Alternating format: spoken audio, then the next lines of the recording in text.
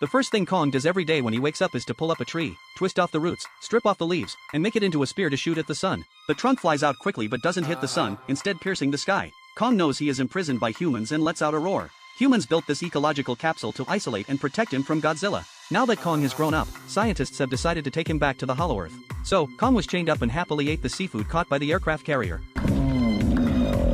Suddenly, he went wild trying to break free from the chains. It turned out they had entered Godzilla's territory. Fighter jets immediately tried to stop him, but Godzilla swung his tail, turning the planes into fireworks in seconds.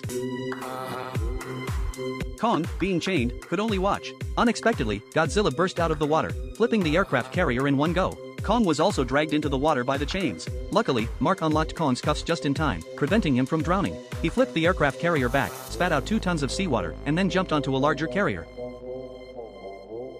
Godzilla couldn't stand Kong's provocation, and was punched by Kong as soon as he surfaced, and was bombed twice by fighter jets. Kong pressed the attack, beating Godzilla back into the sea. Godzilla wasn't so easy to deal with either. He unleashed an atomic breath, forcing Kong to jump into the sea. But gorillas have limited abilities in water. He was bitten on the thigh by Godzilla, wrapped by his tail, and dragged hard towards the bottom of the sea, preparing to drown him alive. Just as he was about to fail, humans dropped 2 deep-sea bombs. Water splashed everywhere, but Kong was not seen. Just when people thought Kong was dead, a big hand stretched out of the sea, and crawled up the carrier with difficulty. Then he collapsed on the deck and passed out. Seeing this, everyone quickly turned off the engines and weapons, to show submission to Godzilla. Godzilla surfaced, coldly stared at Kong, and then disappeared into the sea. Since sea transport was not an option, they switched to air transport. Dozens of helicopters carried Kong to Antarctica, where there is an entrance to the Hollow Earth.